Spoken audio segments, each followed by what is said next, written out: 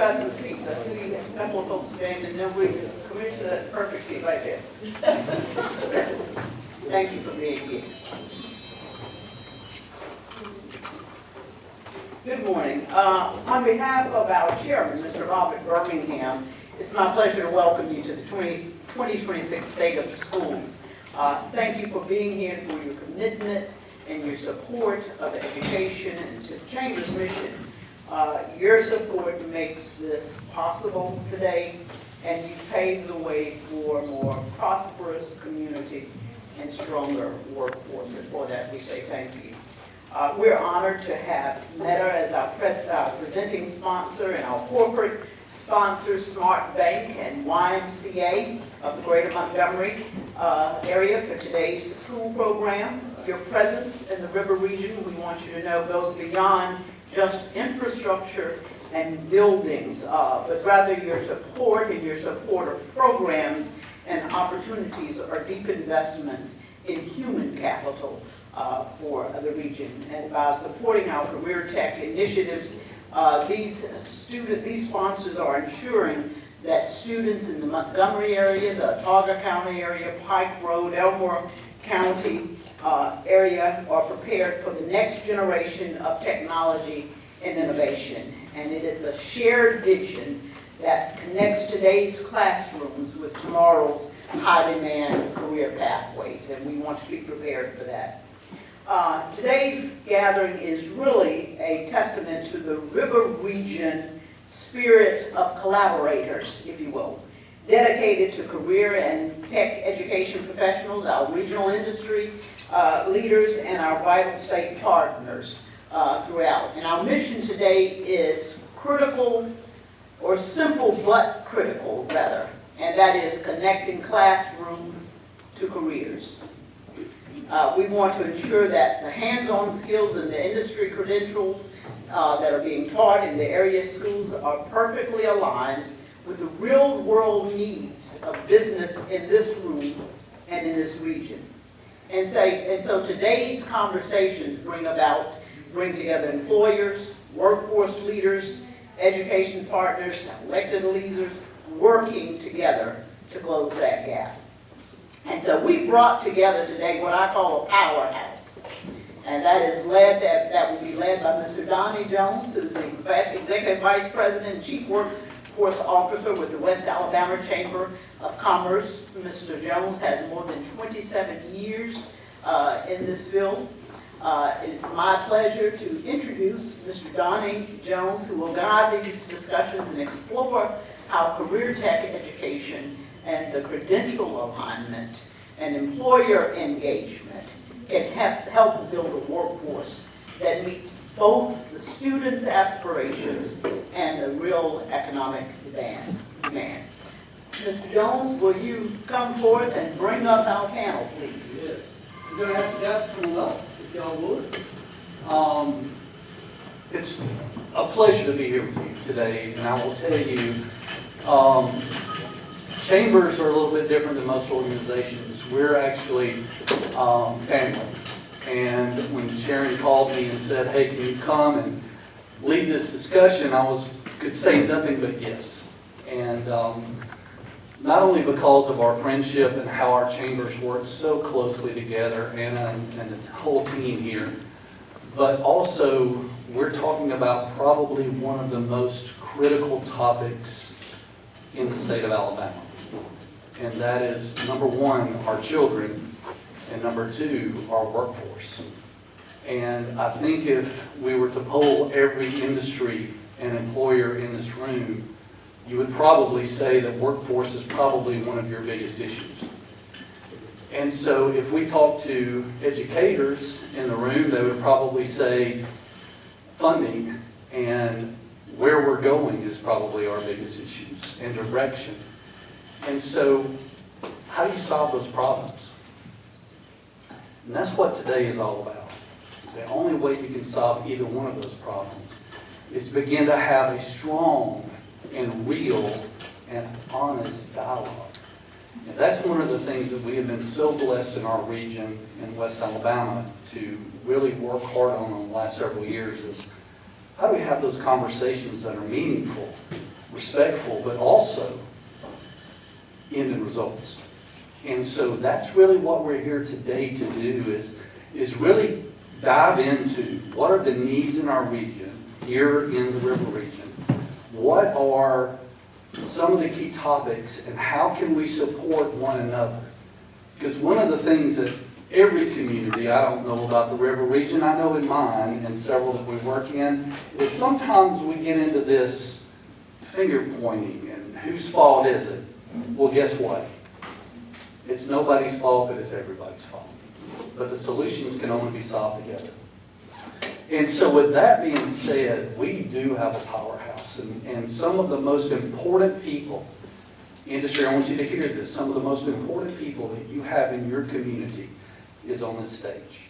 Because they are the gateway into the decisions that need to be made in these school systems that will build the workforce for the next generation to come.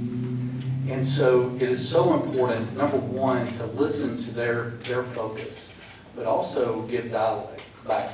So what I'm going to ask you guys to do, and this is kind of how it works. Guys, I grew up in Bibb County, Alabama, so we're just here to talk, all right?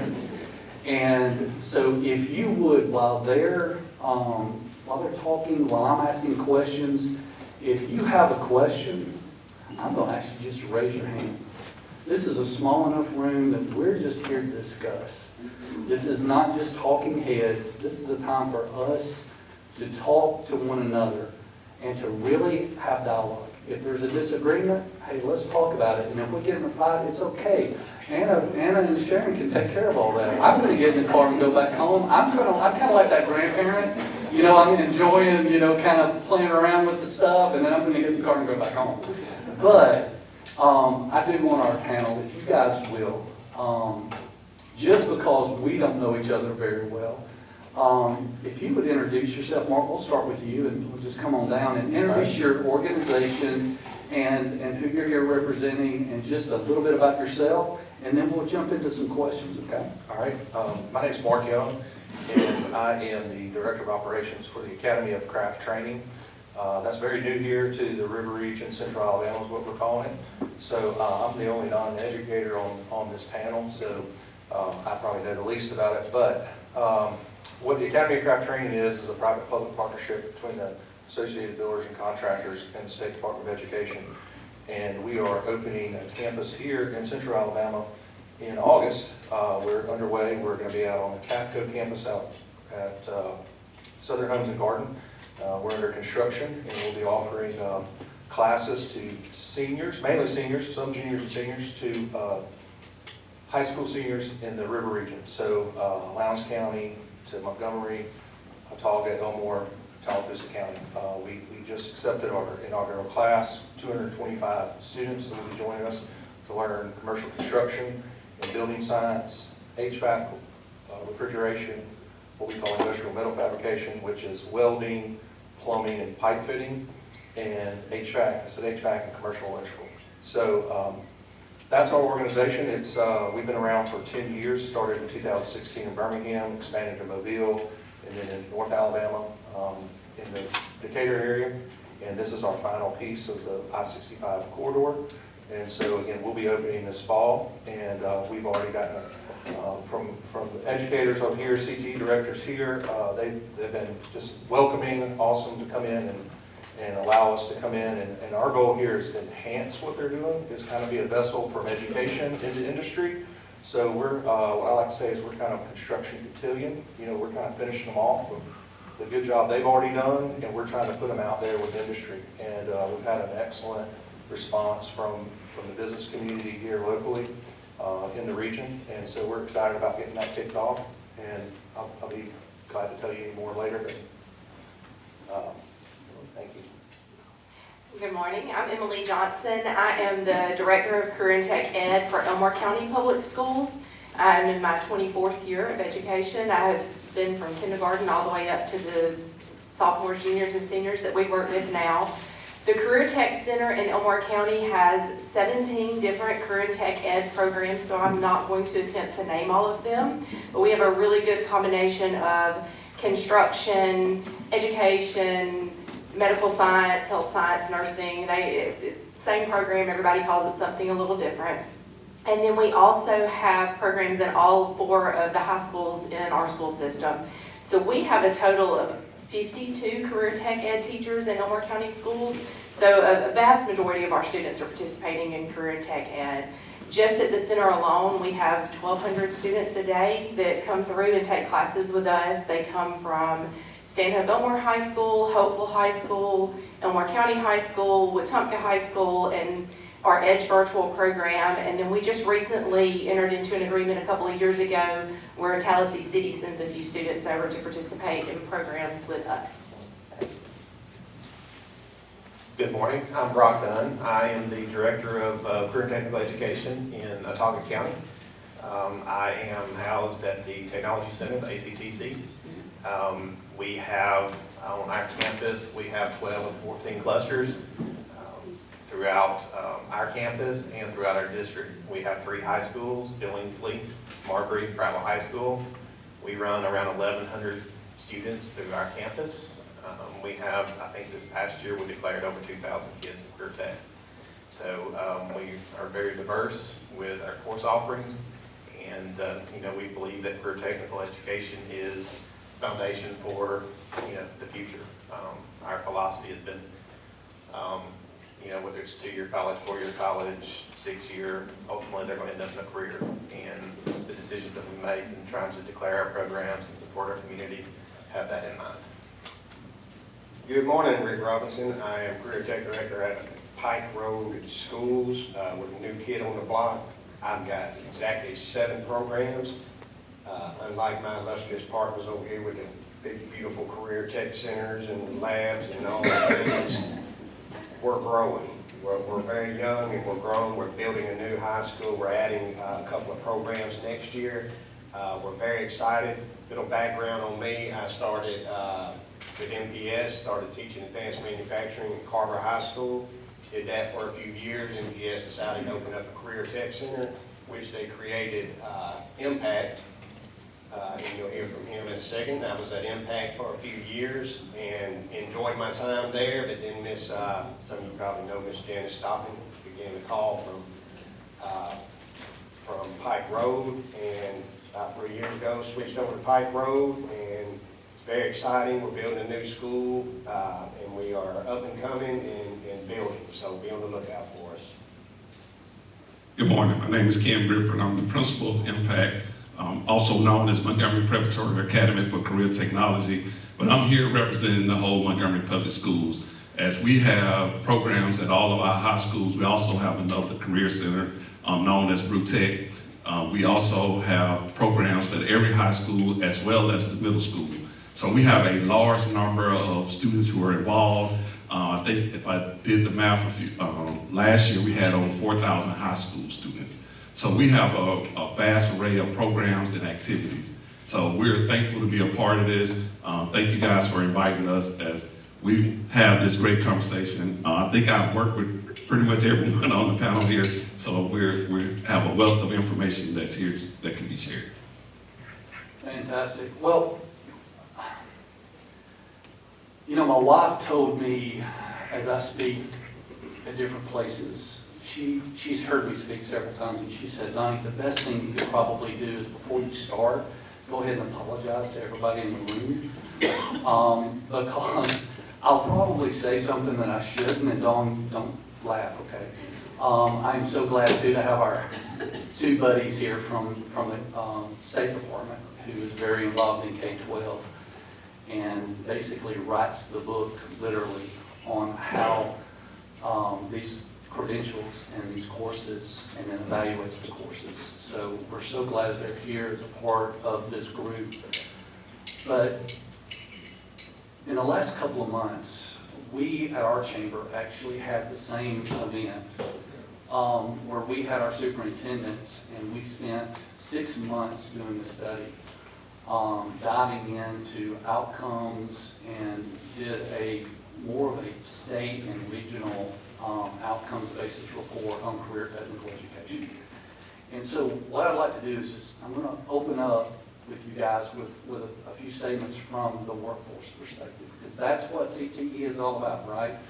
And so, you know, approximately 58% of jobs in Alabama require education or training beyond a high school diploma. I think we all know that. But less than a 4-year degree. Often referred to as middle skills credentials. These are career pathways in manufacturing, healthcare, trades, information technology, logistics, the list goes on and on. This challenge is both local and national. Across the U.S., middle skill jobs are projected to account for a significant portion of employment opportunities over the next decade. Yet many regions lack enough qualified workers to fill them. And all of the employers in the room said, amen, right? All right, creating a real workforce gap that threatens economic development and community development. In Alabama, we're seeing historical unemployment levels. Roughly 2.7 statewide is our unemployment rate right now. In this region, you guys are blessed. I think your unemployment rate is hovering around 2.5%.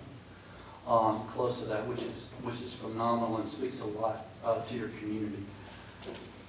So alongside that, we still see continued job growth in healthcare, construction, and manufacturing in this region, and technology as well. And many employers are still struggling to find qualified employees.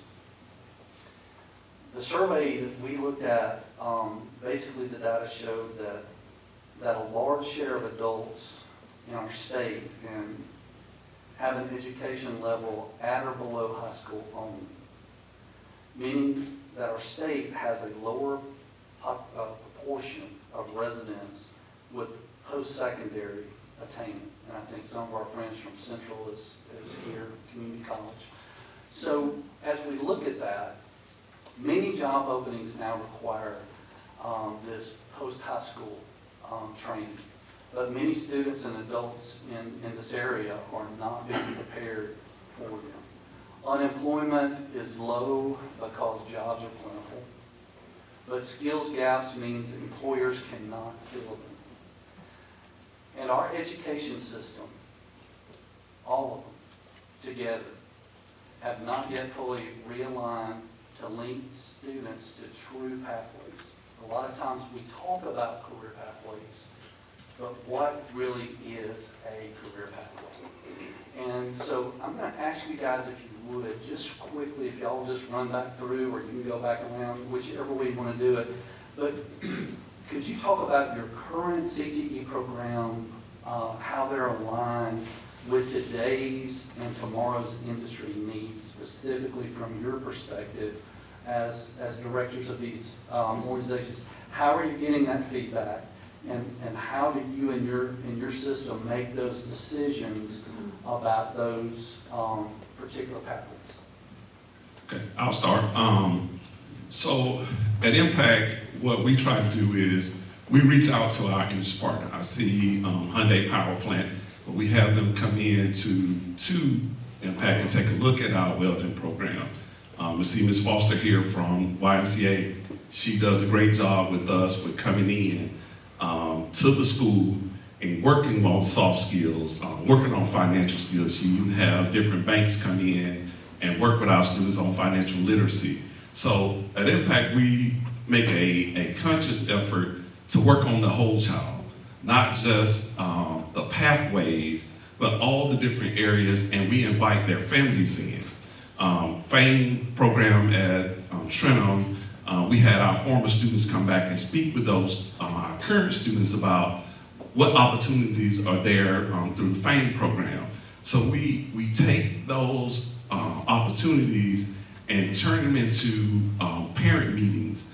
Because what we found is that we can get those parents to come in and get involved at all the different things that we're doing from the perspective of the school. It goes further versus just us setting up pathways and working with businesses to make sure that we tie those students to those businesses. But even more than that, Trenum has done a great job with sending personnel over to look at the program and what opportunities that there can be for equipment and things of that nature to get them to partner with us.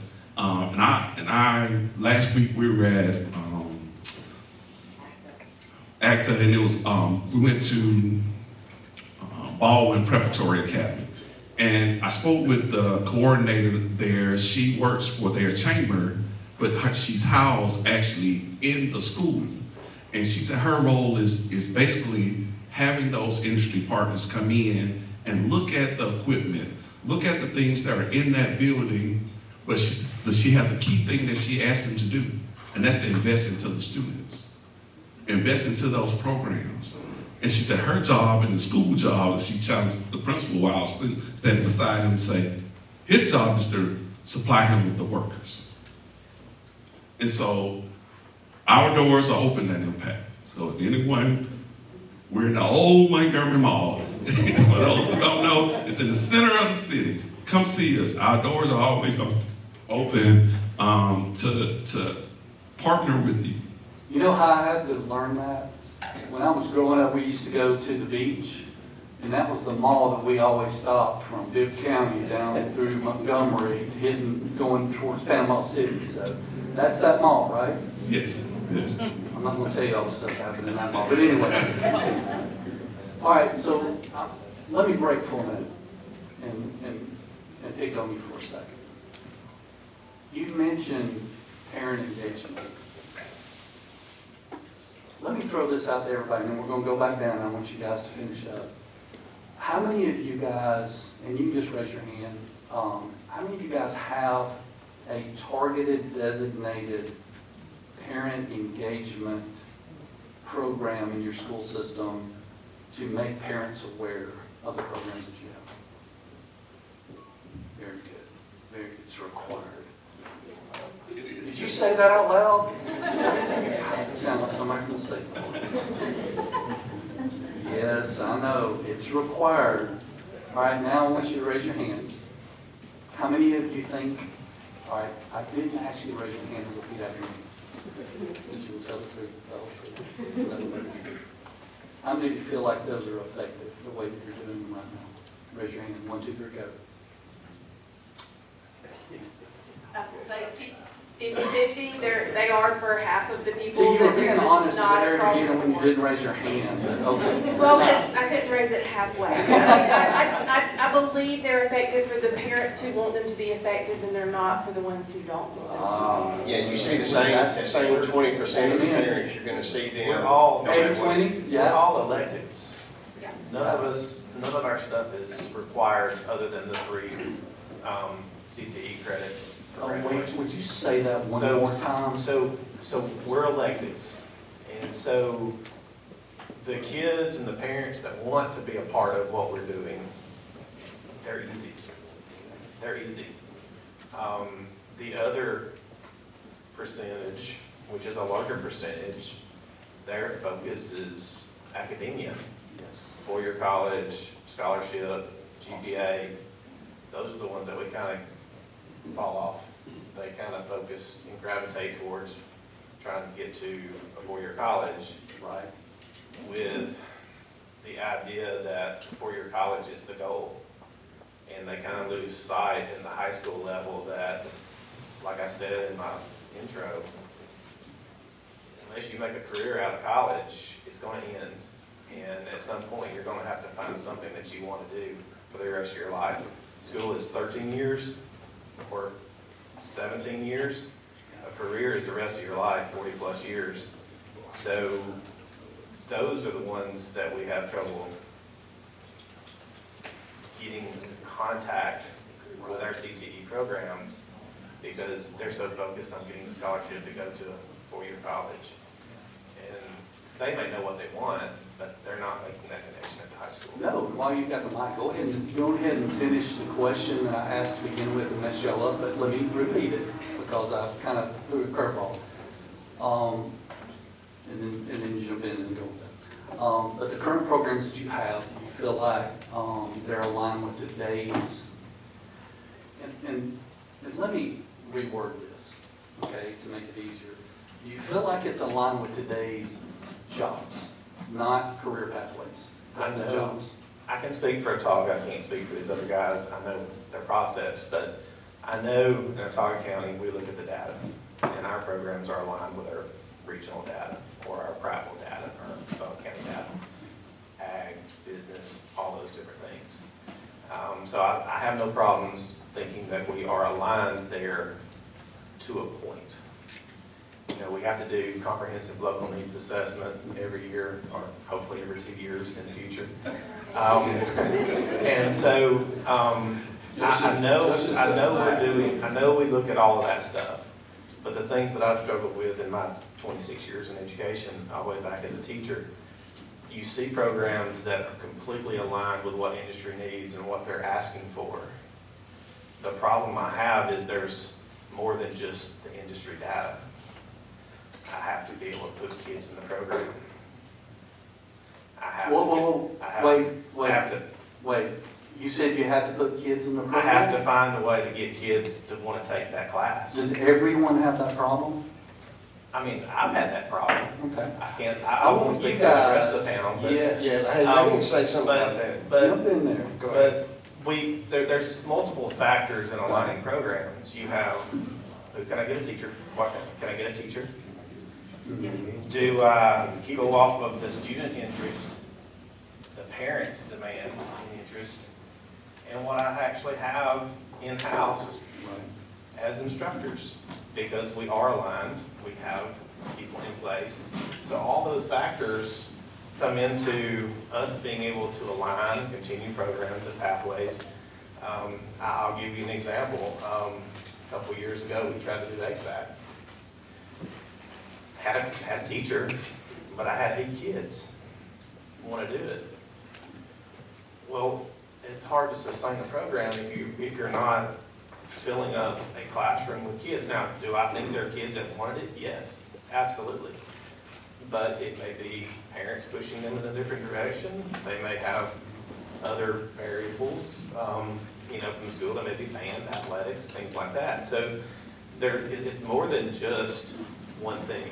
There's multiple things that we all have to kind of navigate through in order to make sure our programs are sustainable. All right, we haven't got through the first question, so let me get these guys to do it, because I want to come back to what you're talking about, because I think it's important for our industries and our employers. Because a lot of times, and I'm going to say this to you industries, I'm going to beat up on these guys, okay? So we have to understand the challenges that our educators are faced with every single day. And then we as a community, as the chamber, as economic development, as elected officials, as the customer of education, which is employers, we have to help solve these problems. We can't just say education has to solve these problems.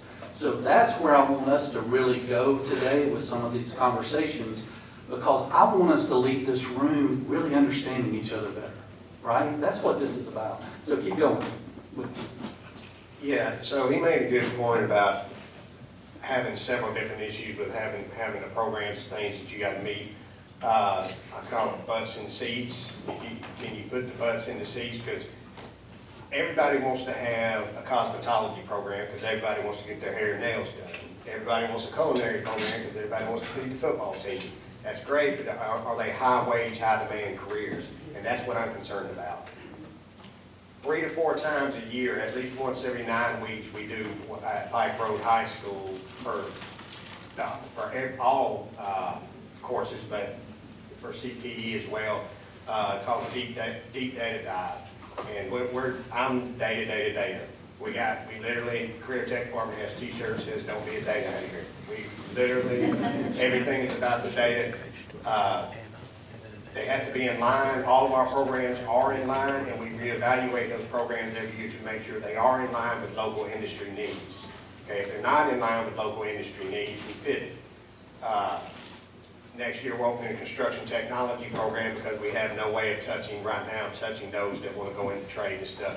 The Academy of Craft Training is helping us with that. Next year, seniors will be sending some out there to take some of their programs. But everything to me is about data And like he said, you have to marry that with, can you sell the program? And then can you find a teacher with the program? And can you find a passionate teacher for the program? Can you keep the teacher for the program? Because a career tech program is only as good as the teacher in the classroom. And the state gives us a great framework for our career tech programs, but if I, as the LEA representative and the teacher in the classroom do not implement that framework, then we're just another class, we're just another elective. I had this conversation a couple of weeks ago with unfortunately with a career tech teacher who got a little frustrated and said, all this other stuff has nothing to do with my class. And I had explained to her that that's because you're not a class, you're a career tech program. If you want to just teach a class, go get your 9-month contract and go teach whatever you want to teach as a classroom teacher. You're a career tech program. Being a career tech teacher a lot of times is almost like being a regular teacher and coaching a sport without the stipend, because there's so many extra things that you have to do. And if you do them correctly, then the people that benefit are the students. The students are going to come out with credentials, completer status, workforce. They're going to come out with all the things, and they're going to be prepared. But what I'm missing, part of what I'm missing right now is the industry people coming into my building. I reach out. I need you in my school. I need you in my classrooms. I have a marketing program. When I was teaching electrical, I was teaching kids to bend 90s and stuff, and I had an industry rep come in and say, hey, I ain't been a 90 in 3 years. They come prefab. Okay, so stuff like that. And we need y'all to come in to our classrooms and tell us, the data may say this, and this may all be lined up perfectly, and you can sell the program, but there's no need for that position anymore. And what's coming up with the AI and everything else, the way everything is changing day to day, we need you, industry, in the classrooms, in the buildings today more than we ever have. That's true. Let's move to the next one, but I will say this. I'm glad you're not bending 90s anymore, and I'm glad you're past your AOL account. So let's go to our next. So I do agree with everything they said so far. It's hard to find teachers. It's hard to get them to come out of industry and take a huge pay cut to teach 20 children at a time, some of which don't want to be in the classroom. So I will reiterate everything that they said, but I also want to kind of veer off a little bit and explain the process that we decide on our programs, because business and industry may not know. We have to have workforce data that supports it. We have to pull from the state, from the region, and show that they are high demand, high wage. And when they're not anymore, we close them and we open something that is. For example, we had a cosmetology program. Everybody loves cosmetology. Those girls wanted to do hair and nails, but it is not high demand, high wage for our area. But what we found was public safety, and so we closed it and we opened a public safety program.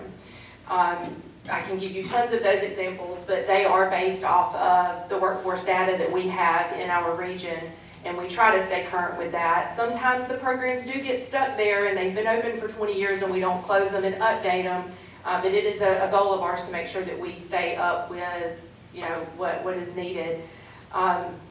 Business and industry get in there and let us know. The Alabama Plumbing Board gave us $20,000 a few years ago to open a program. They were like, here, well, if you will open this program, we'll give you $20,000 to go buy equipment. So they found the need and they brought it to us. And I'm fortunate enough to work in a school system where the superintendent and the school board value career tech. And so we said, hey, here's the workforce data, here's a business partner, and they gave us the unit. That's happened several times. 4-Star Freightliner got in there. They were really smart, y'all. Let me tell you how to do this. If they don't have the program you want, 4-Star Freightliner got in with us about 7 or 8 years ago, and they started sponsoring our banquet. We do a Career Tech end of the year banquet where we recognize students who have excelled in their Career Tech programs, and they sponsored that, and every year they would say, are you going to open a diesel program? Do you have that diesel program yet? Well, our problem wasn't business and industry partners, we had them. Our problem wasn't workforce data, it's there. Our problem was funding, and we didn't have a place to put them, we didn't have a building.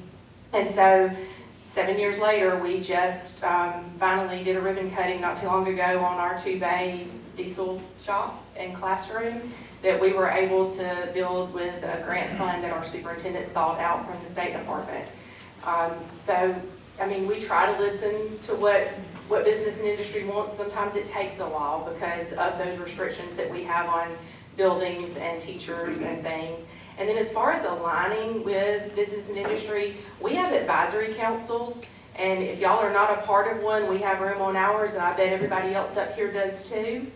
We meet twice a year with the advisory council, and we just talk about things that we see that we need, about what we need to change, about what we need from business and industry. And then each one of our programs has their own drilled down specifically to their program advisory council, where they talk to them about this credential you're offering is not really what we need. Let's pull another one off of the list. A major aha that came out of my advisory council last year was the need for EMR, EMT, EMS, all of it in our area. And it actually came from our Wind Creek person because they needed EMTs at Wind Creek, which then caused someone else to speak up from the health science side and say, yes, we definitely need them. And then we have a post-secondary partner, and it actually all culminated in Central Alabama Community College in Pryville that's currently working to start an EMT program that we can dually enroll our students in. So sometimes just those conversations where you tell us what you need, sometimes we can do it and sometimes we can't, but we do try our best. Hey, Mark, let me throw a curveball at you. All right. You're a little bit different beast, so let me ask it this way. How will the Academy of Craft Training collaborate with the existing programs to serve students? How do you guys work with these school systems, the pipeline? You know, I think you said you had 225 students that are going to be in this area. It's going to be in your center now, this next school year, right? How are you coordinating and how does that work? Because all the students are coming from these guys, right? That's correct. Yep. So all of them are coming from here, including, one additional county, Lowndes County, and then some in Tallapoosa County. And so, I listen to them, and it's not fair for me to talk about what we're aligning with, because they've got 20 programs, I got 4, I got one that's got 4 trades in it, and we are directly aligned with our industry partners because. Whoa, what now? Explain that, because see, y'all are using this terminology of educators. These are industry guys, right? Well, so what does that mean when you say we're directly let me give you a real aligned? world example. So in Birmingham, we have 5. They have 5 trades, include the ones I talked about, plus what they call interior exterior finishes, which is, you build a building and they need to put all the drywall and masonry and everything up. Well, that kind of ebbs and flows, right? And it comes out of a large metropolitan area, and those people travel to wherever the buildings are. Well, sometimes business is great and they're hiring everybody, sometimes you're not. Well, we all know that data centers are here. There's a huge need for electricians, huge need. And so our electrical contractors in that area have said, we'll hire every electrical student you put out. So they converted our interior exterior finishes, a retired telephone, he's an electrical engineer. And so he said, all right, well, we switched in a year, which obviously, is because we're smaller, a little more nimble. So now that's 4 trades, we doubled up on electrical so that we can supply them with what they need. And again, we're not turning out electricians. What I think our stance with this is we're trying to turn out qualified helpers. We're getting them ready so they show up on time, they know how to wear PPE, they know the industry standards, they know things so that when we put them to industry, they can train them. That's a great. So let me ask this question. Sorry, I'm intrigued. By the way, Mark, I'm bringing the whole team up to Birmingham. awesome. To look at that because of the work that you guys are doing. So this is self-serving, excuse me. But so basically what I'm hearing you say is that your programs are aligned to the jobs, not just data, but the industries that are engaged in your process that are saying, I'm going to need these kids and I will hire them. If you build X, I will buy X. Correct. Yeah, and I think we're all doing that through those advisory councils, that it relies on whichever business and industry is talking to you, Right. though. I mean, if you have 4 small-town electricians that are serving on the advisory council, and they all need 2 people a year, well, that's where we're leaning our direction. You know, it's who's in front of you and who's talking to you, but, I mean, I think we are all, everybody sitting up here is doing that and trying to align to what is needed, and we do that through those advisory councils. That's a good point. So, and this is a point of pick, right? Here we go. Here, sorry.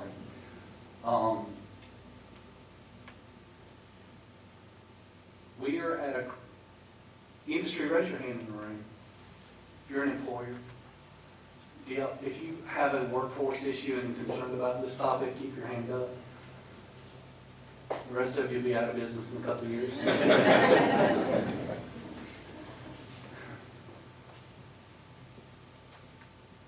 This is what I tell people all the time. Like I said, remember where I'm from, right? Good County guy, farm, got up, didn't feed cattle, they don't live, kind of deal. If we're in a crisis, and this is how we've been doing it forever, but I've been involved in 28 years, 27 years, I can't even keep it up with it. Why do we have an issue? You want an honest answer? Yes, I want you to be as honest as you can. Look, here's the thing, this Lack- is not political. Okay. Dawn and them's not listening to what y'all are saying, they're not taking notes. Honestly, lack of motivation from the students. It is so hard to try to get someone prepared for something that doesn't want to be prepared for it. We've got the pipeline. We have, I mean, we do. In Elmore County, we have connections with business and industry. We're teaching soft skills. We know to teach them how to show up on time and put up their cell phones and communicate and get along with other people. But if they don't want to do it, you can't make them. And so I've got 1,200 students a day running through my campus. And there's a portion of them that really want to be there, that is their career goal. And there's a portion of them that we're trying to push to allow that to be their career goal. And we do succeed. I've told the teachers time and time again, I know you get kids in your class that don't want to be here, but if of the 10 you had this year that didn't want to be in your class, 3 of them went into the workforce in this area, it was worth having the other 7. And so sometimes we That kind of sounds like No Child Left Behind.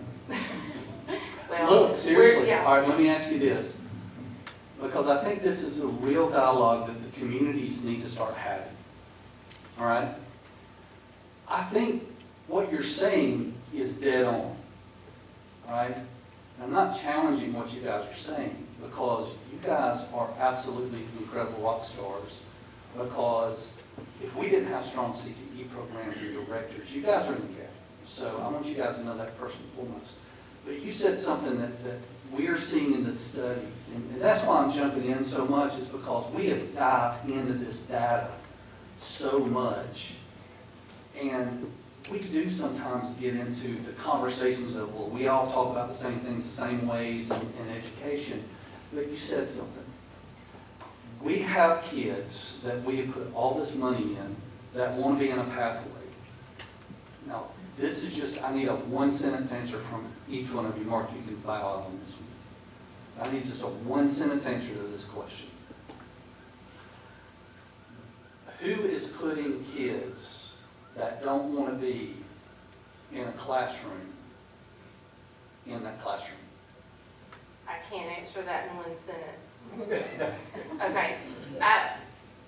I don't mean that we are randomly just assigning children to programs. So let me back up and say that would be reckless. That's not what we're doing. What we're doing is Career Tech, the counselors at the school, sitting down and having conversations with those children. We want you to try this next year. If you don't like it, don't do it. We think you would be very good at this. To give them that push. Remember what And I said then- at the beginning? I swear to Yeah. tell the truth. the whole I truth. swear I'm telling the truth. There are some that are just put in there, but for the most part, sometimes we help guide you Our type philosophy, thing. our philosophy is exploratory. Yes. We're trying to help kids we're trying to help kids figure out what it is they want to do. And if they're in a program for a year, but then they transition to another, and they figure out they didn't want to do that other one, it's still a win. So you have that exploratory factor, but you also have to understand I think the state cap is 150 kids, all right, that a teacher can, correct me if I'm wrong, but it's around 150 kids for an academic teacher a day. Well, we may have, in career tech, we may have 100 kids that want to take a class, that genuinely want to be in that class. Well, and they sign up to take it so they can come to the center. Some of this, when we That's say right. kids that don't want to be there, it's not the fault of us putting them there, they're putting themselves there. That's Because they correct. get a 20-minute ride on a bus That's to go correct. somewhere to get a 20-minute So- ride back. So some of them are putting themselves places they do not want to So be. sometimes we're expensive. Yeah. Our programs are expensive. So sometimes administration. All right, we've only got two of you that's answered this one sentence question. Yeah, above us. No, but I've already heard in the two So- one sentence questions, I've heard plates, kids not in there, and I've heard very expensive. So we want them, so they want them full. So sometimes we get kids. Who wants them full? Let's help everybody understand, The because school I'm system. learning. The school system, they want full loads because Teacher units. our allocation is based off of student count. Our teacher units are based off of that. So you try to equalize that. You try to equalize academia and electives so that you have somewhere for students to take class. I mean, that's a component of it. So there's a lot. So I'm trying to give you something a little different than what she did. So at Impact, we're a little different. Our students have to do an application, go through an interview in order to come to us. And we're a little different from the numbers perspective because we look at each program. If we only have 18 welding stations, he can't take 25 students. And so we balance that with the number. We had, I would say, 180 openings or seniors who are leaving, which means we're gonna take another 180, but we had 600 applications. Yeah. And so we gotta look through those applications to try to see who we can service at Impact, and if their school offer a similar program, like Percy Julian has IT, and we have IT, so instead of them coming to us for IT, then we service them at their school. So it's trying to balance those number of applications for the number of slots. So we're a little Maximizing your assets. I get Yes. it. All right. I think it's important to remember that career tech is K-12. Career tech starts in kindergarten. It starts for me, it starts at conception. I mean, they need to know that we need to start working on getting them into a pathway. Okay, we've got a new program Round table like this at Pike Road, usually all sit in the same room and start our questions. But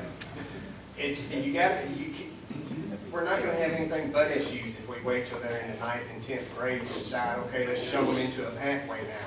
You only have them for 4 years if they're in the high school. You can't, it's just gonna create issues if you don't reach down.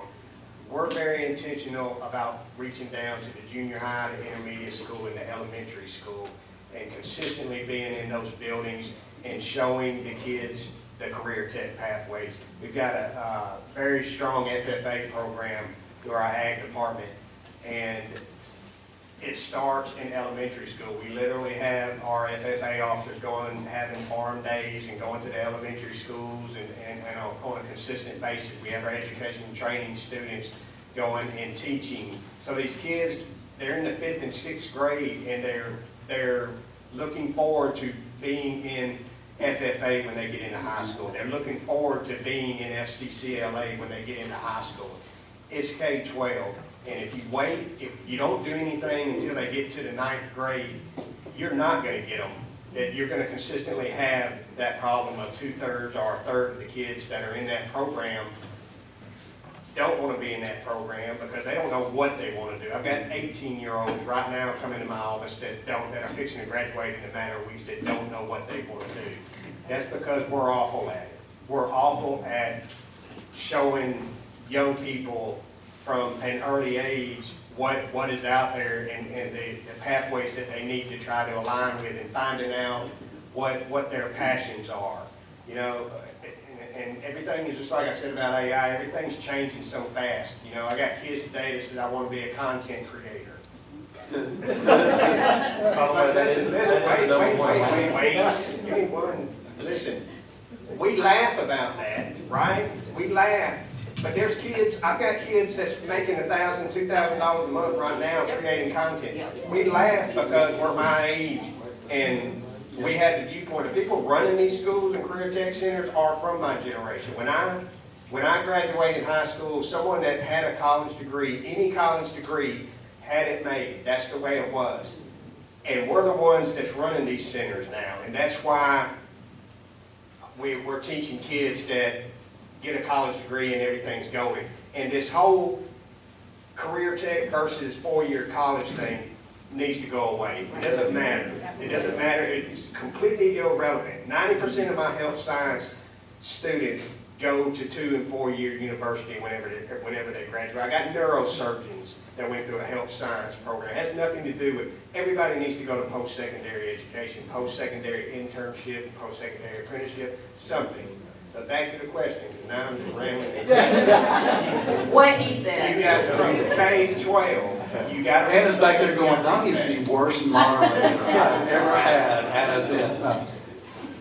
But, all right, so let me ask you a yes or no question. Let me repeat that one more time. Let me ask a yes or no question. Are you satisfied with the way things are going in your school system with career technical education? Yes. Yes. Yes. You're never satisfied. And we're never satisfied. I know what I'm saying. It's not a yes or no, we're never satisfied. Yes, but not content. Yes, but not content. Yes, but not content. Let me ask you this. In your opinion, because you've had your advisory councils, got to remember, she didn't also tell you, I lead the workforce system for a 7,500 square mile radius. So I talk to industry every day. So I'm going to BS if it's BS. So answer this. Do you feel like industry, the employers, not just the 4 electrical people or the 10 construction people, industry across the state of Alabama, if I asked them a yes or no question and said, are you satisfied with what we're producing in the education system, how do you feel like they would answer that question? I think they would say no. And my reason is this. That's a yes or no question. Keep going. No. No. No. Mark, you can.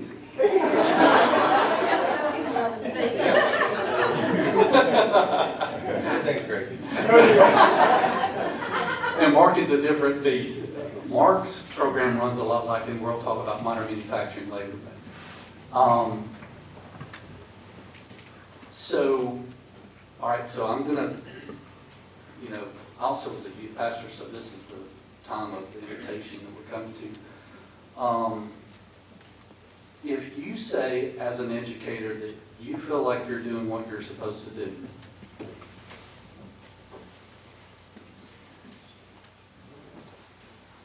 but yet you, in your heart, feel like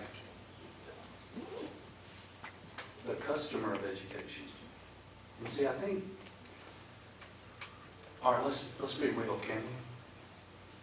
One of the biggest problems with education and studies that we're finding in the interviews that we're doing, and we're in, y'all have to understand, you can talk about this. Next year, we'll be in, I don't know how many, 46 school systems across the state of Alabama. So we work with guys like this every day. And I'm telling you, they do a great job. Don't hear that. But one of the things that we hear a lot, when we ask educators, who's the customer of education, do you know what 99% of those educators say?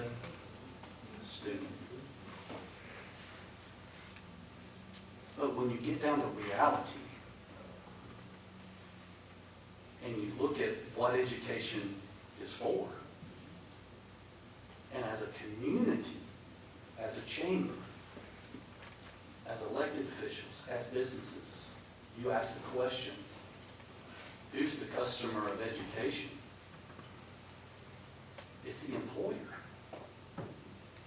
Because we're not building a product that is just supposed to look at a credential and put it on the wall, or a degree and put it on the wall and say, I have made success. Correct? Success is deemed from value and sustainability, right? And the ability to take care of oneself. Correct? That's why we live in a democratic society, not a socialist society. We're not going to get into that discussion today. But as we think about it, you have just heard the problem that you guys are faced with every single day of why can I not get the employees that I need? We just answered it in 2 questions. Do you feel like as an educator that your programs are successful and you're doing the right thing? Yes. Do you feel like your customer is happy with what we're producing and they're using what we're using? No. That divide is huge. Now here's the problem, and remember what I said. We're not in this room to point fingers at each other, because I can tell you by being deeply involved in this work, all of this is their problem. No, I'm joking. But all of this is all the rules and all the regulations. You heard words like, we have to put butts in the seats. And I'm going to take up for these guys that said that. Because the problem is that's probably not their ideology. That's probably what they have been told by their superintendent principal. And we have started making education into a business where it's about if there's a cost, and that cost has to represent an outcome, but that outcome is not producing what the customer needs. That outcome is how many butts are in the seat, and can we afford to do this? The other thing, I'm going to give you guys, this is a Donnie picking one. How many of you guys have agriculture? There's nobody in Alpha in this room, is there? Very good. Okay, all of you have an agriculture. Your data shows in the state of Alabama that that is a huge factor, correct? Did you know that 50% of all logistics in manufacturing are under the agriculture category?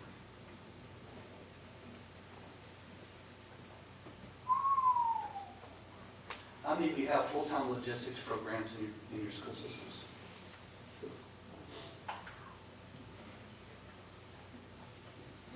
Point made. You see, sometimes data can say anything we want data to say. And this is one thing that we're transforming the way that we have conversations with our educators. But you have to be willing to have the hard conversations without saying, you're wrong, we're right. Because they are right. They're doing exactly what the education system has told them that you need to do. And they're doing a good job at it. But the problem is none of us have the time, the inclination, and the guts to have the hard conversations of, wait a minute. If almost every single one of our manufacturers that are in the river region has severe logistical issues, let me give you another example. Here's another moment. How many of you guys have advanced manufacturing industrial maintenance in your school systems? That would be fine. I was gonna say that's next on the list, but the biggest problem with that one is funding. We've talked to FAME, we've sent kids through FAME program, but we've talked about adding that program, but the cost alone of the equipment and the space and finding a teacher that will take a pay cut enough to come teach that class in a public school, that's our All right. It's next on our list, but it's No, not there. that's, Same what thing, about you same thing guys? with logistics, and that, we've tried that. If I tell a group of students that I'm going to create a logistics class, that's a no-go. They're It's not, not sexy, right? that's Yeah. right. But They- you see. Oh, we finally got a question. Hold on. Why do you think they say it's not? Because they don't understand what it is. And that's my exact And question. so, Doing that, do you give them an example of what logistics looks we like? do, So like, and we even do. the Freightliner example you spoke of, they hear these on the tip, but they don't see these huge trucks, driving down the road. That's an example of like something you provide to them. Yeah. These kids are visual learners. They want to see something plainly that they don't want to work in back office, right? They don't want to work, they might want to work underneath the truck, but they want to see the result of what they're doing. Yeah. So we work to give students experience. Like we had women in trucking. They came out, brought their truck, had opportunities for students to go out. We had a female in construction come out and speak to our students. So we're on our end, we're giving them those experiences. But what we need is opportunities from you guys to bring our students to you. Yeah. All right, let me stop. I'm as much a part of the panel as the moderator, so I apologize. But what about this? Good point. You ever driven the truck? You ever driven an 18-wheeler? We know you can bend metal and all that kind of stuff. I mean, Prefab. I've driven an 18-wheeler simulator, does that count? Have a CDL. all right, well, this is the other, and my point is this. This is why we have got to come together as a community to do things differently. Would y'all agree that something needs to be done in education when it comes to career technical education? Would anybody disagree with that in this room? Raise your hand if you disagree with that. I'll be more than happy to call you out. Okay, so here's the thing. If we know that there's a disconnect between what education thinks they're providing, they are checking the boxes, and believe it or not, I know that's not your heart, but that's your job, is checking the boxes. We've made that. We talk about this stuff all the time at the State Department. If you're doing, and then industry is saying, and you're even saying the industry says that we're not doing what we're supposed to do. We know that there's a gap. We know the industry says our kids need to know what jobs we are. I mean, the kids drive and parents drive across these roads every single day and pass these plants like a Hyundai Transformer, and they don't have a clue what you guys do over there. Or at our other manufacturers. They don't understand that most of our plants in Alabama you can eat off the floor. They don't understand that. So we understand that that's a problem. The other thing that I'll pick on, are you okay with me picking on these guys, employers, for a minute, and let you guys have a break on that one? Okay. Yeah, absolutely. But here's the other thing. Most of the time, our employers don't realize what the cost of their turnover is. Because a lot of times our employers don't have enough time. Because, now I want you guys to also think about it. Let's pick on my friend back there who's Honda Transformer. How many HR staff do you have at the plant? 12. There's 5 programs right here. And if you do the math at all these high schools and everything else, a lot of times there's not enough manpower to do as much needs to be done. It needs to be done. So how do we work smarter and not harder? How do we come together as a region and do some amazing things? So my question is, if we're talking about funding, we're talking about business, why are there not like endowed teachers at the school from the business?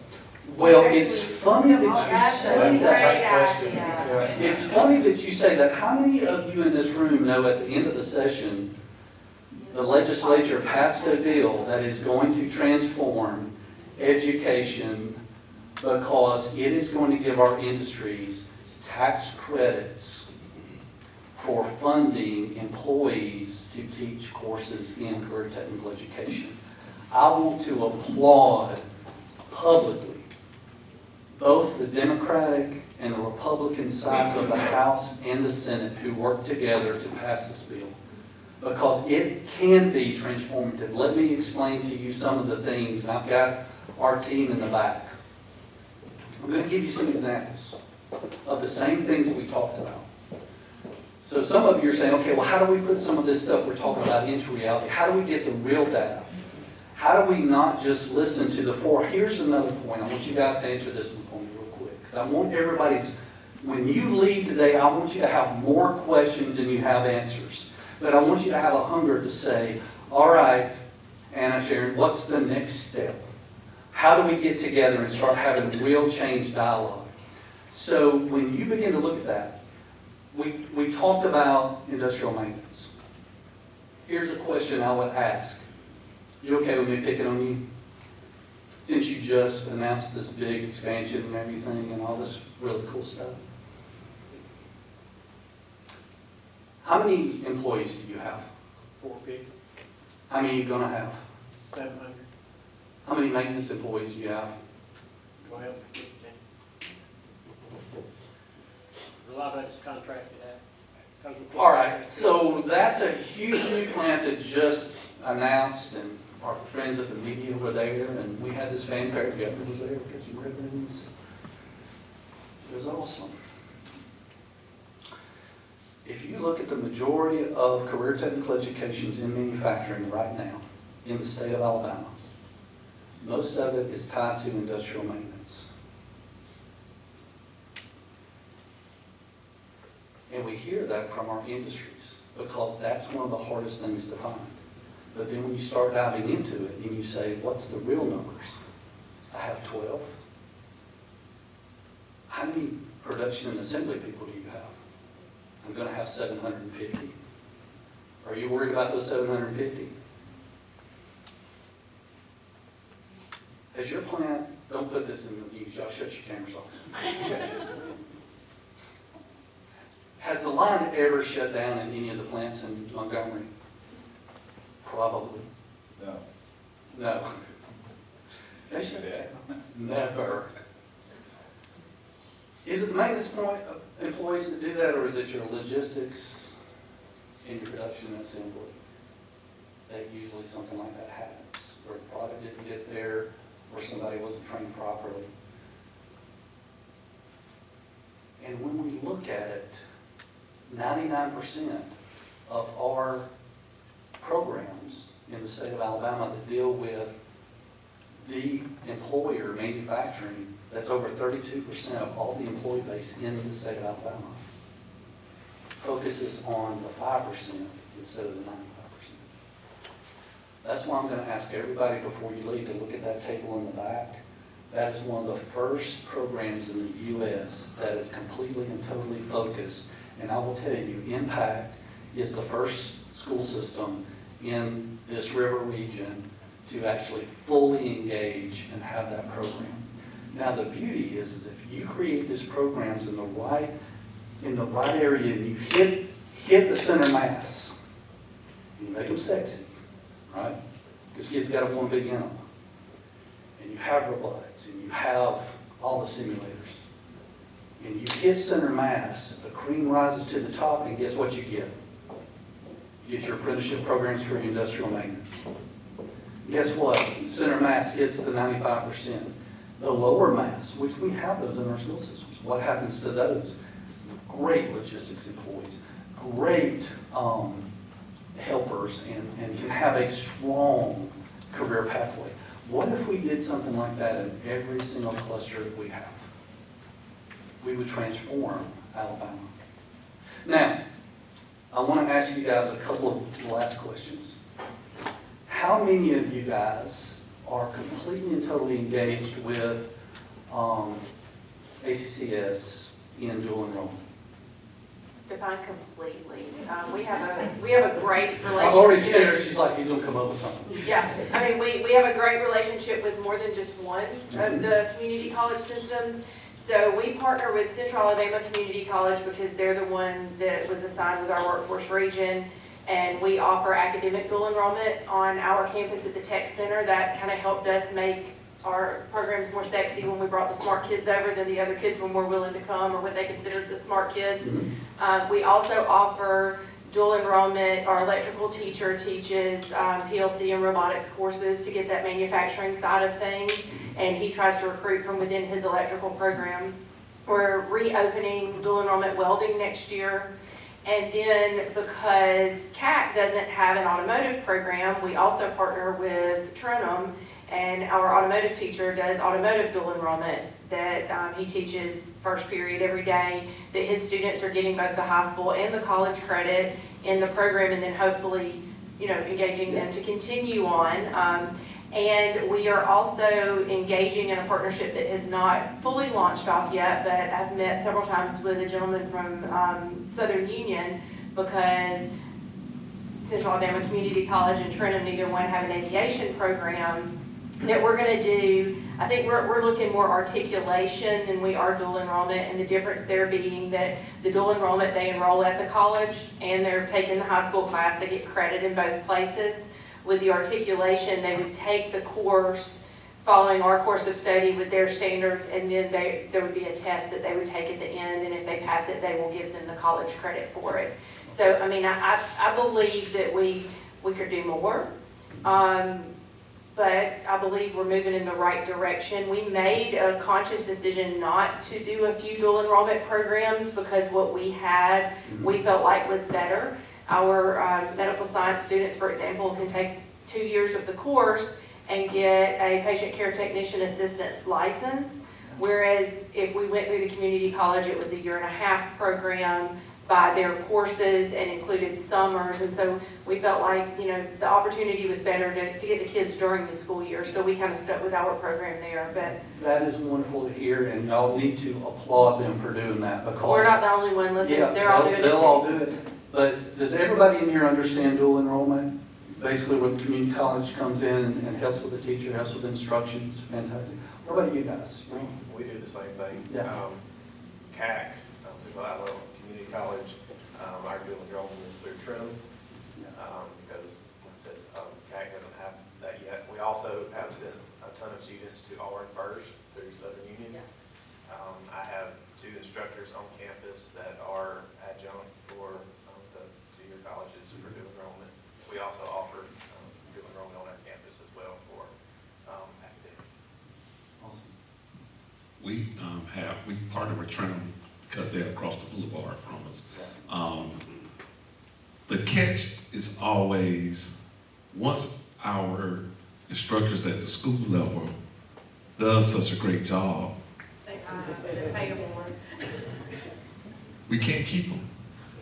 That's if I have to say our biggest issue. It's almost like taking your girlfriend to your buddy's house and he steals her. I give you an example. I get it.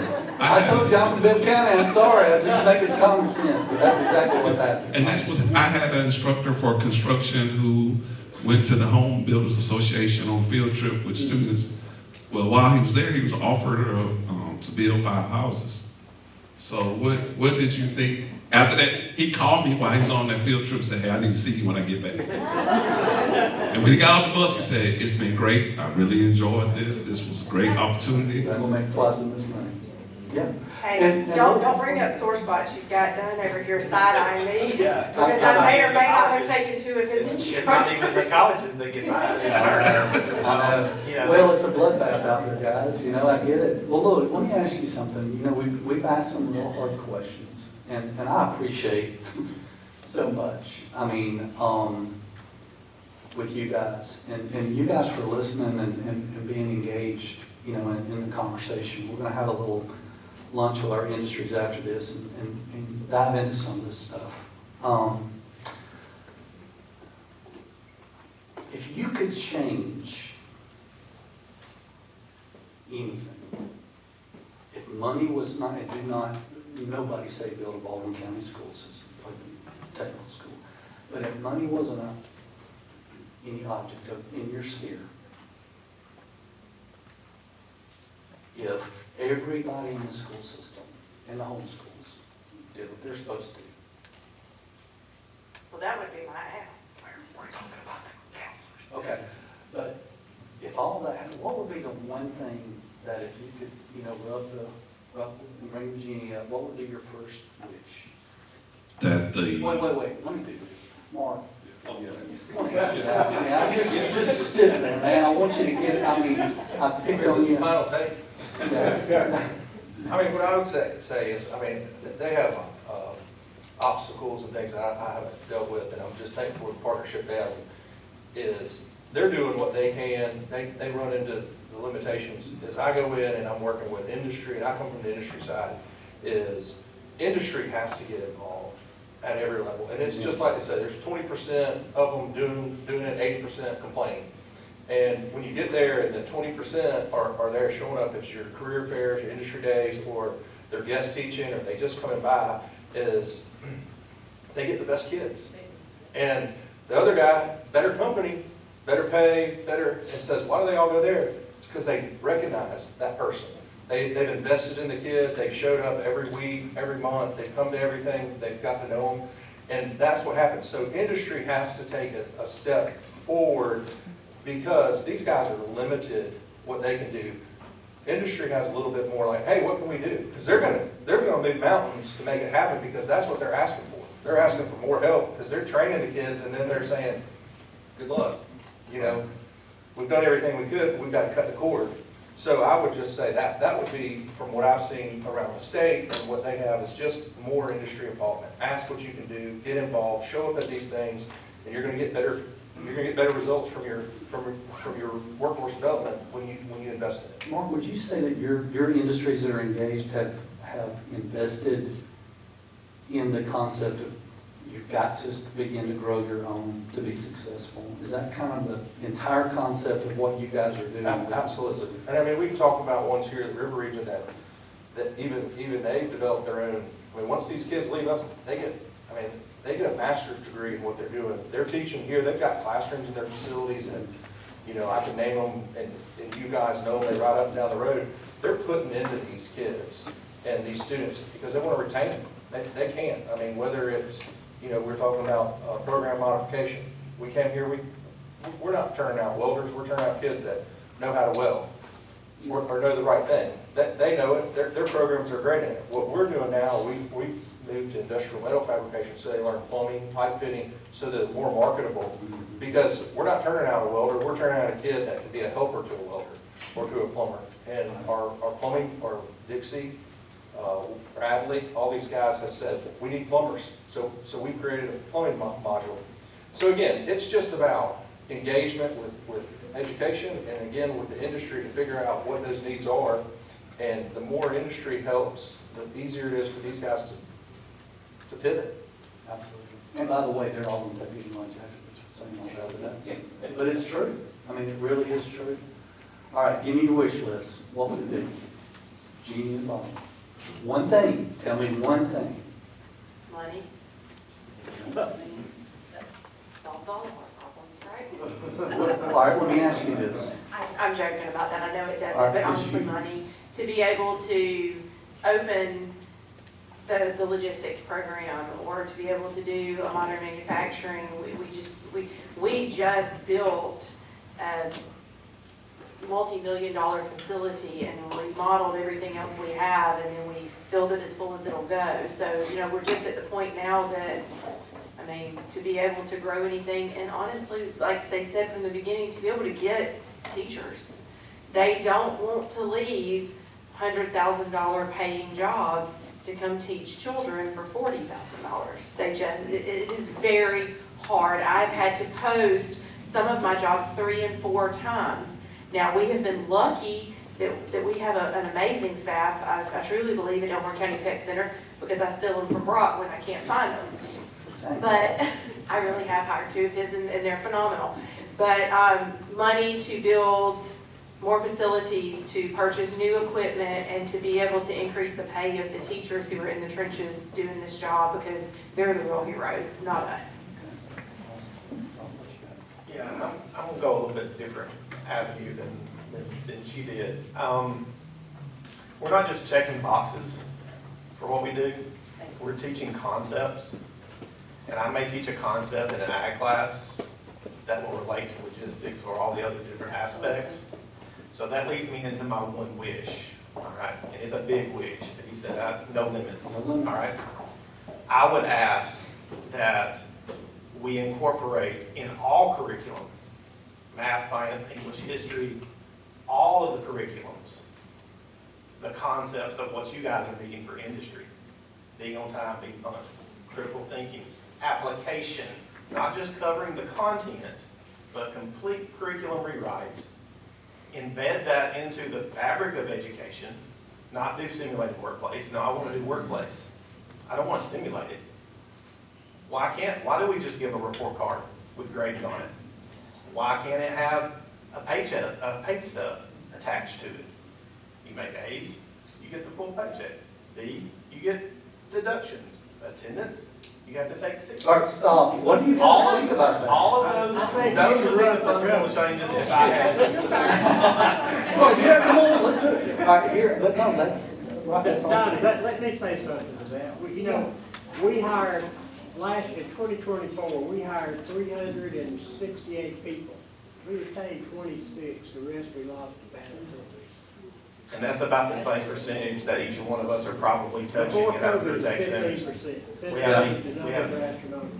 No, this is, hey, look, I hope you guys from the chamber are writing this stuff down and taking it to heart, because basically what we're outlining and what you guys are saying and what you guys are responding to is what the next 12 months of work that can be done in your education committees. But Um, let me say because- one more thing, though. Some of the things that said up there, we've already implemented. When we started this factory, we started our own in-house apprenticeship program in the very beginning. Because the training is 5 years. When we get someone without a 2-year associate's degree, they're a year before we can use them on anything. We've turned our focus in, we talked to you about compensation. We've increased that to $23 an hour now, more for a person with a 2-year degree, substantially more. This man is at every job fair. We're going to every 2-year college. We're going to 3 this week, and we're taking our show on the road, videos, brochures. We're going in every classroom, meeting with every group of students, trying to get more people to apply over the next 18 months. We'd love to have everybody applying with a 2-year degree. The main reason is we're hoping they're mature enough to have better attendance. We've worked with AIDT and added what we call an upskill program in basic math, teaching fractions, decimals, the metric system, basic blueprint reading, and problem solving, how to get along with your peers constructively. Yep. So we're doing some of the things that's being said up there, we're doing it because we have to survive, not because. It is, and it would be great if you didn't have to concentrate on that, and I get that, because that's an issue that all of us have as employers. You know, what we call the big 5, show up on time, stay on time, get along with others, pass the drug test, and critically think. If we could fix that, most of our industries say, forget all the CTE stuff, if you can just give us those 5 things, I could build anything out of that. But let's finish the wish list, because I actually have 5 minutes and kind of want to close and transition into our lunch. But Yeah, and I think the money's irrelevant. I don't want to have a wish list as far as money goes. I just need you in my building. I need you, I sat through so many of these things. And basically, we look at each other and piss and moan about the kids and this and that. And we, a bunch of adults looking pretty and looking nice. But there's not a kid in this room. There should be some kids here. And I need you, I'll give every one of you my card. And if you're within a 5-mile radius of Pike Road, call me and tell me I'm in the vicinity. Come to the front office and I'll come up and bring you in. No amount of money is going to cure any of this. I need you in my building, in front of my kids, telling them what you have. Great point. You telling him and all the state entities and the government entities getting together and whining back and forth and coming up with all these great concepts that we're going to do means nothing if there's not a kid around. And that's what we're here for. That's what I get up and work for every day. And I want you in the building standing in front of my kid. If I had a wish list, every day I would have multiple industry partners in every one of my programs standing in front of my kids, so you can tell them how good Hyundai Transformers is. everything you've got to offer for them, you can explain it to them, because I can't. We explain it to them, and we take them on the field trip, and you say, show them how you can eat off the floor of a manufacturing facility. Do you really think we have not taken them on 47 field trips showing them how clean honey is? We have. And then when we come back and we put $5 million into a new modern manufacturing program, that doesn't mean they're going to sign up for it, because they don't have a passion for it. Now, can we get them to have a passion for it if you're standing in front of them and explaining it to them and showing them the path? And another thing is showing them the clear path to success. Showing them the path to get from where they're at, because most of them, it's just gray, it's fuzzy. They don't know how to get from here to where you're at. You're making $150,000 a year. They come from 4 generations of poverty. How do I get there from here? I can tell you, I can sit you down in my office and say, A, B, C, D, E, F. That's how you get there. If you follow these steps, that you'll get to where you want to be. But most people don't. We don't explain it well. Which one is your wish list? Engagement, right? Yes, I need you in the building. I'll give you my card, standing in front of my kids. If you're invited, we'll show up. All right, done, date. All right, tell us real quick. Ditto what Rick has just said. We need you in the building. We need you telling them, because they hear it from us. One of the greatest things I think I've done in this year was have our former students who are in the FAME program come back and speak to our current students, because they heard every word. We have been fighting with them to get the applications done, get your stuff done, and those young men and young ladies coming, speaking to them. And for some strange reason, all of them bought a GMC Denali truck. I had them park all of them in front of the building, primarily for me to look at, but I wanted the students to see what success they're having in that program. But we need each school. In a neighboring district, Lockheed Martin came into the school instead of teaching their new members course at their facility. They came to the school and scaled it to fit that Careers Tech Center. That's what we need. That's my greatest wish. Awesome. If you take your new person's program and bring it. And like Rick said, our doors are open. We do tours. Just the other week, we had over 30 area partners come in, and we did a career expo. One partner walked in, they said, we don't have a table tent, we don't have any of the things. I want to talk to your welding teachers, I want your top welders. And we're going to interview them, and they wanted to take us on a field trip to their facility, and they were going to interview, and they wanted to hire them right then. So the door is open, and we're reaching out, but we need you guys to meet us.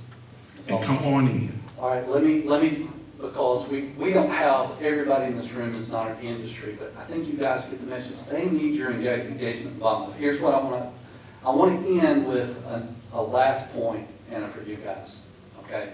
As you're thinking about this, and this is one of the things that we've done as a region.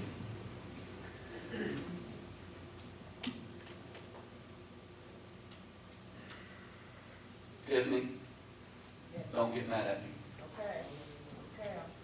You three, whichever one does the sees my buddy back there in the back with the red shirt on. Because you said, I wish I had $5 million to put a modern manufacturing course in. I'll commit this to you. Whoever goes sees her first after this, you give me a classroom, a lab, and a teacher unit, and I will pay for everything else that goes in the classroom. Those three were part of what I did. Hey, don't whine about something, because I'm going to solve the problem. That is open to this region, because here's what I want to say. When you talk about the big sexies, we started this program less than 4 years ago. Through this innovative concept, very similar to what you guys are doing, just a different sector. We've gone from 2 high schools to now 46. Today, There's 2,050 students in modern manufacturing across the state of Alabama that is being tied directly to industries and jobs. There are project managers outside of the school system that their entire job is to help you get engaged and to make sure that the kids are in his program that are going to graduate this year have a job before they walk across the stage. One of the first times that collaboration has ever happened. Now, I say that to say this. You guys are from industry back here in the back? What company? I'm picking on you. That's North America. I think we've got 17 companies represented today. 17 companies. All right, you guys just answer this question, and I'm gonna close with this. Do any one of you guys hire for one specific school system? None of you. Which means all 17 companies that are represented in this room right here hire our kids from our region, correct? Right.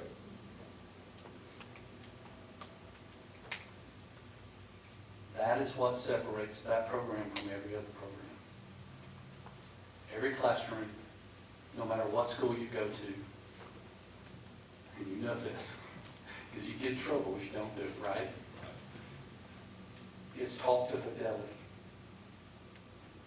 That means whether you go to Limestone, you go to Mobile, you go to Brookwood High School, you go to Impact, what that student is being taught in Manufacturing 1 is the same in Week 1 across every school system. Here's the question I'm going to ask you guys. Here's your deliverable, one of the deliverables.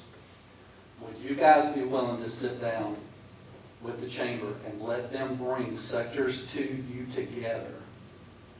And would you guys be willing to align your programs with one another to say this is how we're going to teach welding in our region? This is how we're going to teach health science in our region. Because the hospitals that are hiring from your school system, your school system, your school system, not your program. But the construction trades are. And you can't house every student that needs to be in construction trades, right? You need these guys to be firing on all cylinders too. And I think that there's a lot of things that they can, that not only getting those students to you, but also learn the secret sauce that you guys have. Would you guys be willing to do that and sit down and say, how do we work together to align our programs more to meet more of the general purposes of manufacturing, of construction trades, of health science, of logistics, of agri-science?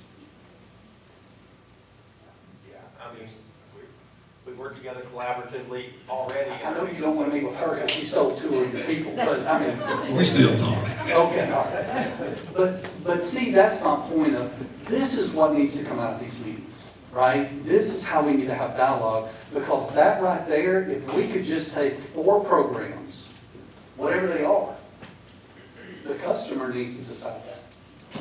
If we could take 4 programs and align them so that you guys knew what you're getting out of it, it could truly transform our entire river region here in the Montgomery County area. That's what this is all about.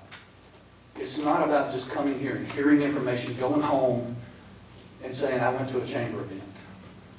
It's how as a company can I get engaged in making a difference and supporting these guys, because I'm telling you, they need your support. They're doing God's work, I promise you. The lift is heavy and it's great, and we need to be supporting our educators. And that's so important. I want you guys also to be, and maybe Hannah, you can send out something to all of our industries to let them know about the new bills that have been passed where there's tax incentives and payroll tax incentives for you guys to invest in educators that these guys are trying to find every single day. There are so many tools in our toolbox if we all just come together and begin to work together and really, really talk. Guys, I want to thank you. Number one, you didn't know what you were getting into with me being up here, and I appreciate you guys so much, your graciousness, but also what you do every single day for our students. Let's please give them a hand. So guys, if you want to know more about modern manufacturing, how that works, if you want to talk to these guys, if you want to go ahead, and you've already got one sign up to be in your school, so y'all go ahead and make those connections, and we'll transition to our next session. So, Again, Donnie, thank you so much for your leadership. Thank each of you for being here. Could not have done this without you. We appreciate each of you. I do want to acknowledge, I see that some of our elected officials have come in. Certainly want to acknowledge our city council members, our county commission members. Mayor, would you all please just wave your hand? Again, this is the true partnership for collaboration. Again, this is the beginning of many connections, continued connections to continue this conversation, and we'll start that in just 10 minutes. We're going to flip the room very quickly so that industry and education, our state partners, we appreciate you being here. Please join us for this industry conversation so that we can break bread together and continue a brief conversation for next steps. Again, many thanks to you for being here. Our president and our chairman came in, Chairman Birmingham, did any comments, want to acknowledge you, please? Thank you for being here. I know you had another commitment earlier. Thank you so much, and we'll flip it and be ready to go in about 10 minutes. Thank you.